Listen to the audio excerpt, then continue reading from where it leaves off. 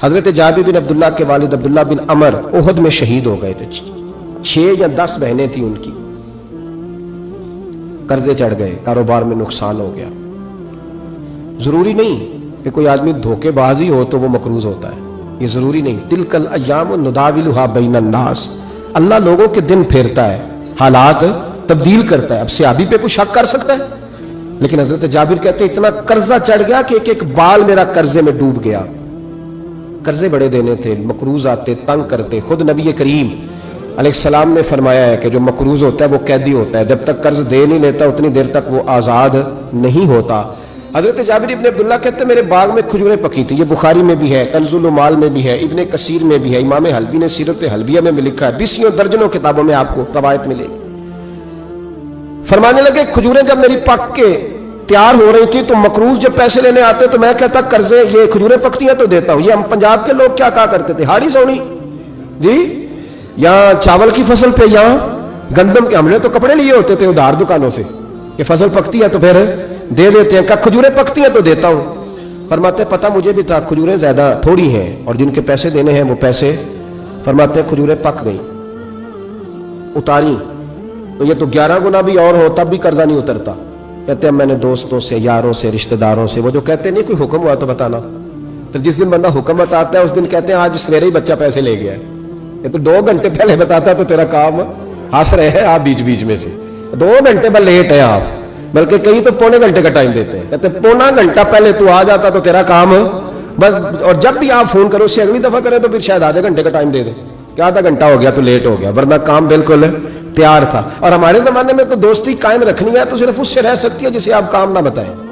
حالانکہ اس دوست کا کیا مطلب, دنیا تے جو کام نہ آیا اوکھے سوکھے ویلے, اس بے فیضے سنگی کو لو بہتر یار اکیلے. کیا مطلب ہے, کام بتایا تو رفو چکر ہو گیا, مانا کیا ہوا اس بات کا؟ میرے رسول کائنات علیہ السلام کے صحابی کہتے ہیں سب سے کہا پر کسی نے نہ سنی. جب میں تھک گیا نا تو میں دروازہ رسول پہ چلا گیا, یا رسول اللہ, یا رسول اللہ, یا رسول اللہ, حضور قرضے زیادہ ہیں, کھجوریں کم ہیں, یہودیوں کے پیسے ہیں وہ مانتے نہیں. نبی پاک نے فرمایا ان سے کہو تھوڑے تھوڑے لے لیں باقی پھر دے. حضور نہیں مانتے. حضور کہہ سکتے تھے سلمان جاؤ بات کر کے آؤ, جاؤ بلال, صہیب جاؤ. کون جاتا ہے مقروضوں کی سفارش کرنے؟ کہتا ہے بھائی میں نہیں بیچ میں آؤں گا, اتنے پیسے, اوہو, میں اپنے موبائل فون بند کر جاتے, کوئی پوچھے نہ. لیکن نبی کریم علیہ السلام نے فرمایا سنو, خود رسول پاک نے, خود نبی پاک نے, حضور نے فرمایا چل میں تیرے ساتھ چلتا ہوں, چل میں چلتا ہوں. یہودی تک گئے, فرمایا کچھ لے لے, یہ بیچارہ دھوکے باز نہیں الجھ گیا ہے, غربت, کچھ لے لے باقی پھر دے دیں گے. کہنے لگا سارے ہی لینے ہیں. جب اس نے بات نہ مانی تو پھر یہ اللہ کے رسول ہے نا. اعلیٰ حضرت فرماتے ہیں میرے کریم سے گر قطرہ کسی نے مانگا دریا بہا دیے ہیں, دوربے بہا دیے. یہ دوربے کیا ہوتے ہیں؟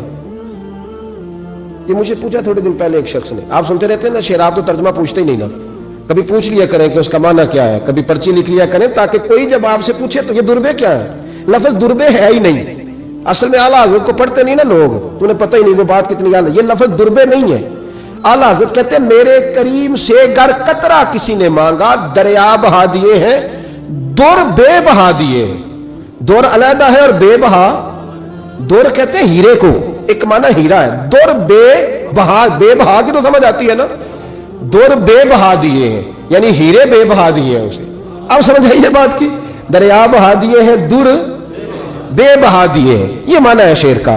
تو جب وہ نانا ماننا یہودی تو نبی کریم علیہ السلام فرمانے لگے نہیں تو پھر پورے لینے ہیں. کہنے لگا جی پورے لینے. حضور فرمانے لگے کل آ جانا, سارے دے دیں گے, پورے پیسے تیرے ملیں گے, تو آ جانا. حضرت جابر ابن عبداللہ کو حضور نے فرمایا کھجوریں اتار کے نا تو اپنے باغ میں ڈھیر لگا اور میں آیا. حضرت عمر حدیث کے راوی ہیں, فرماتے ہیں بس رسول پاک چل پڑے. حضور نے کندھے پہ رومال رکھا, حضور چل پڑے. کوئی چٹائی نہیں بچھائی, حضرت جابر کہتے ہیں, کوئی صوفہ نہیں رکھا, کوئی پھولوں کے ہار نہیں. حضور آئے, 2-3 چکر میرے باغ کے لگائے اور کھجوروں کے ڈھیر کے پاس بیٹھ گئے. فرمایا بلا جس کے پیسے دینے, بلا, اب تنگی داماں پہ نہ جا اور بھی کچھ مانگ, بلا. فرماتے بندے کو بلایا. حضور نے فرمایا کتنے پیسے؟ حضور اتنے درہم دینار ہے. فرمایا کھجوریں تولتا جا اور دیتا جا. فرماتے میں دیتا گیا. میں نے کہا حضور اس کے پیسے پورے ہو گئے. حضور مسکرا کے فرمانے لگے چل 4-5 کلو کھجوریں اضافی دے دے, کوئی عرض نہیں. کہتے وہ بھی دے دی. حضور نے فرمایا بلا دوسرے کو. فرمایا اس کو بھی بلایا, تولتا گیا, دیتا گیا, حضور پورے ہو گئے.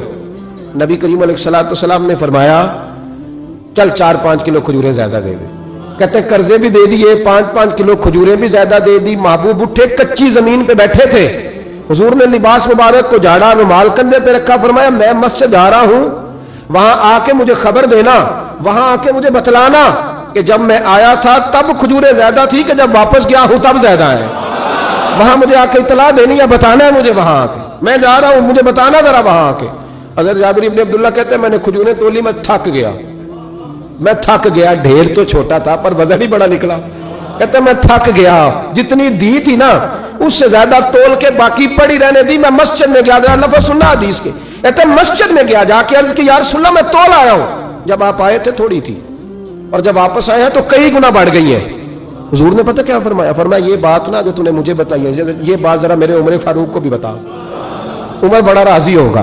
عمر کو بھی بتلا یہ بات. گویا نبی پاک کے معجزات کی, فضائل کی, شمائل کی باتیں جب بتائی جاتی تھی صحابہ کے دل ٹھنڈے ہوتے تھے.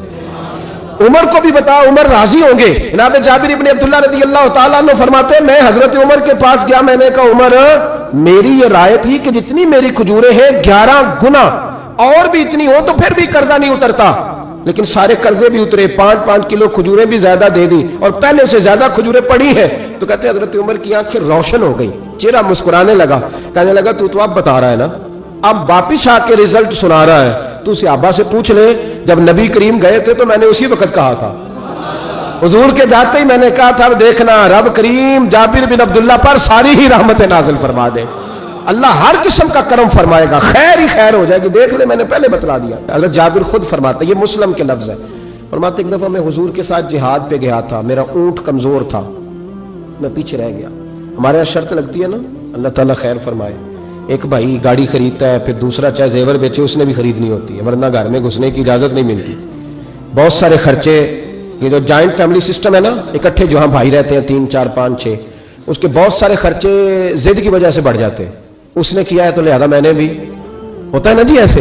تو پھر اس ضد میں کوئی پیچھے پلٹ کے نہیں دیکھتا کہ چلو جو پیچھے رہ گیا اس کا بھی ہاتھ پکڑے ساتھ آ جائے, دوڑتے رہتے ہیں. اس میں بیچارے کئی تھک جاتے ہیں, کئیوں کے پیر دوڑ دوڑ کے سوج جاتے ہیں, بڑے مسئلے بنتے ہیں, لیکن پیچھے پلٹنے کو کوئی تیار ہے.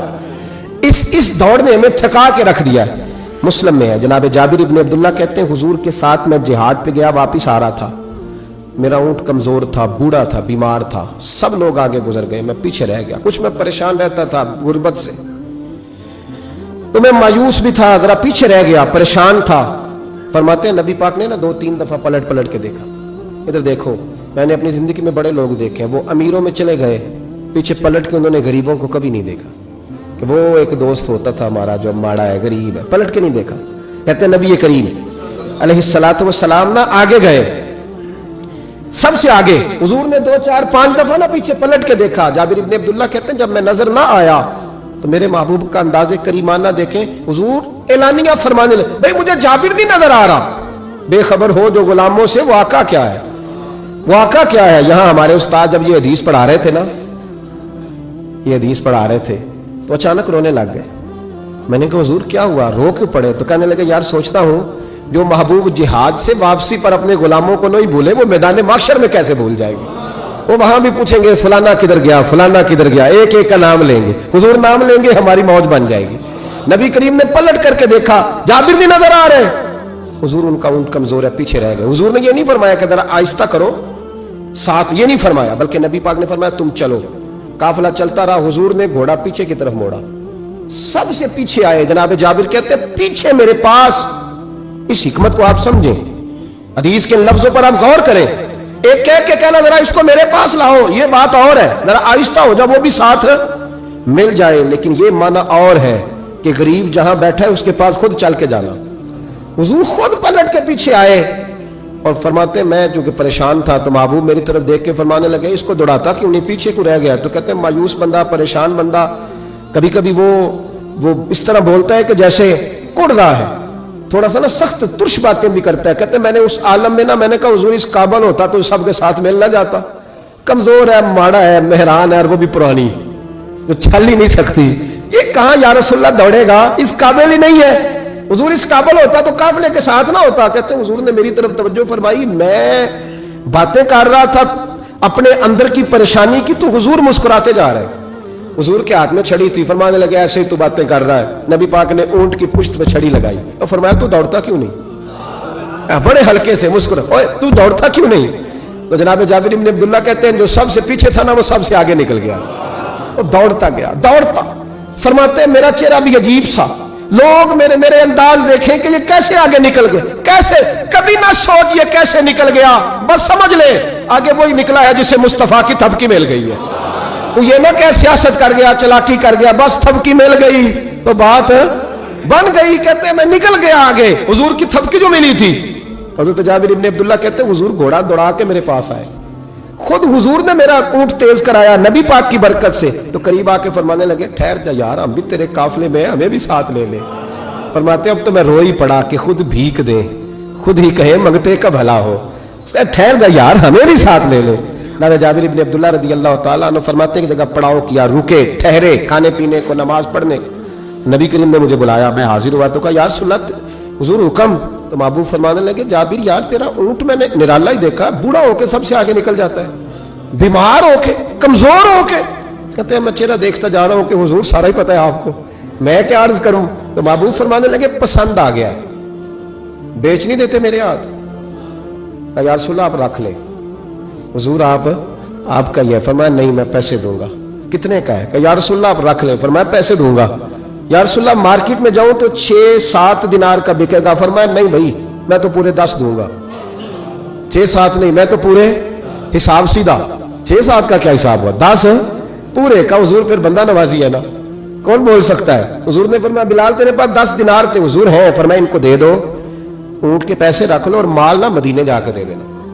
जाबिर इब्न अब्दुल्लाह कहते हैं मैं मदीने गया शाम को, मैंने ना कभी अपने ऊंट की इतनी खिदमत नहीं की जितनी उस दिन की। मैंने उसे बड़े प्यार से नहलाया, मैंने नई रस्सी खरीद के उसे नकेल डाली, आज महबूब की बारगाह में लेके जाना है। कहते हैं तैयारी करके ना, तैयारी पूरी तैयारी करके, तन तंदूर हड्डां दा बालन ते असी हावां नाल तपाया, कप कप मुकियां पेड़े कीते, इश्क पलेथन लाया, तन दा सालन ते मन दी हांडी, उतो नून सबर दा पाया। गुलाम फरीदा वे मैं सारी तेरी, तेनू अजे यकीन नहीं